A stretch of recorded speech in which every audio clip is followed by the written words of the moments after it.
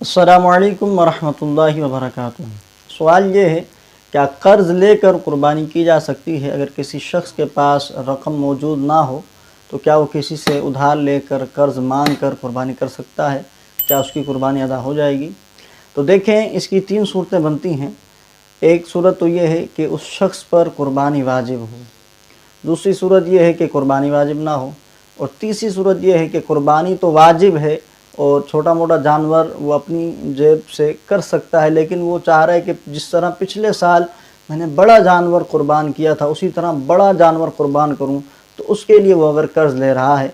तो इन तीनों सूरतों की जो है वो अलग अलग मसाइल हैं। मैं आपको एक एक की वजाहत पेश करता हूं।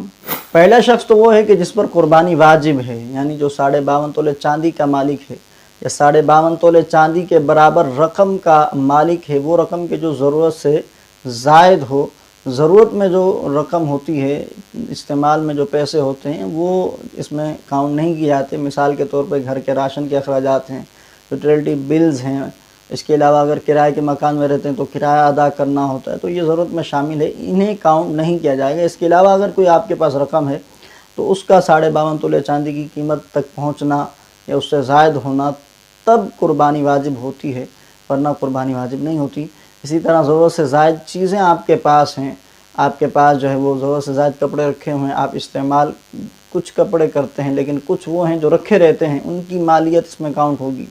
इसी तरह ज़रूरत से ज़ायद बर्तन हैं, जैसे जहेज़ में कसीर बर्तन दिए जाते हैं लेकिन बाद में वो इस्तेमाल नहीं होते, रखे रहते हैं अलमारी वगैरह में, तो वो भी ज़रूरत से ज़ायद है, उनकी कीमत इसमें जो है वो शुमार की जाएगी।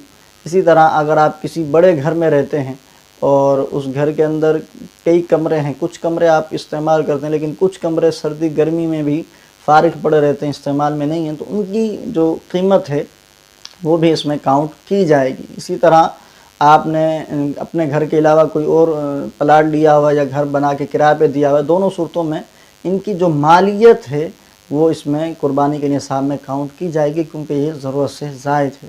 तो ऐसा शख्स कि जिसके पास 52.5 तोले चांदी मौजूद हो या 52.5 तोले चांदी के बराबर रकम ज़रूरत से ज़ायद मौजूद हो, तो ऐसे शख्स पर कुर्बानी वाजिब हो जाती है।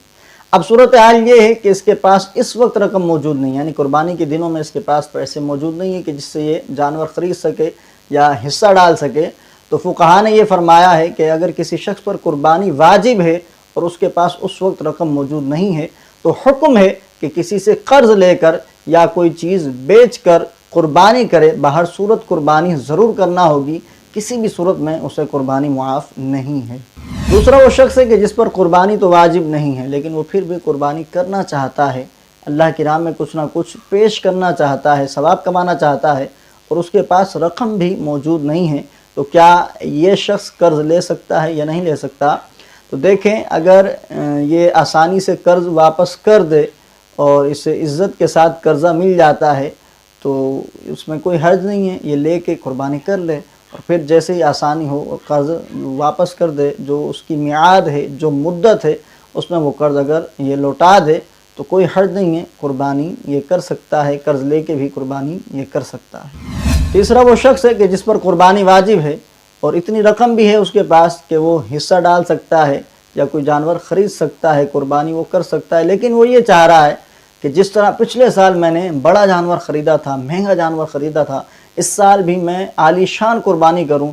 अब मैं नीचे आ जाऊंगा तो लोग क्या कहेंगे कि इसको क्या हो गया, तो बड़े बड़े जानवर करता था, अब ये छोटा सा जानवर कर रहा है या छोटी बकरी कर रहा है वगैरह वगैरह, इस तरह की बातें सुनने को मिलेंगी। ऐसा शख्स क्या कर्ज़ लेकर बड़ा जानवर ख़रीद सकता है या नहीं ख़रीद सकता? तो देखें, इस सूरत के अंदर कर्ज़ लेना बिल्कुल जायज़ नहीं है, क्योंकि जो कुर्बानी इस पर वाजिब है उसे अदा करने के लिए इसके पास रकम मौजूद है, ये उसे बआसानी अदा कर सकता है, लेकिन नमूदो नुमाइश के लिए, अपनी वाहवाह चाहने के लिए, रियाकारी के लिए ये कर्ज़ ले रहा है, तो इस काम के लिए कर्ज़ लेना ये भी दुरुस्त नहीं है। और फिर रियाकारी ख़ुद जो है वो हराम फ़ेल है, इससे हर एक मुसलमान को बचना चाहिए। तो हालात ऊपर नीचे होते रहते हैं, ज़िंदगी में अच्छे दिन भी आते हैं तो बुरे दिन भी आ ही जाते हैं, लेकिन हालात के लिहाज से बंदे को कदम उठाना चाहिए कि जब इतनी रकम नहीं है कि आप जो है वो 2-2 लाख रुपए वाले, 3-3 लाख रुपए वाले एक जानवर लें, آپ جو ہے وہ 10-20 ہزار والی بکری لے کر بھی اپنا جو واجب ادا کر سکتے ہیں، تو اسی سے آپ کام چلائیں۔ اس کام کے لیے قرض لینے کی شریعت میں اجازت موجود نہیں ہے۔ امید ہے میری بات آپ کو سمجھ آ چکی ہوگی۔ ویڈیو اچھی لگی ہو تو اپنے دوستوں کے ساتھ ضرور شیئر کیجیے گا، اور اگر چینل پر نئے ہیں تو سبسکرائب کر دیجیے گا تاکہ آپ تک بھی اس طرح کی معلوماتی ویڈیوز بر وقت پہنچتی رہیں۔ السلام علیکم ورحمۃ اللہ وبرکاتہ۔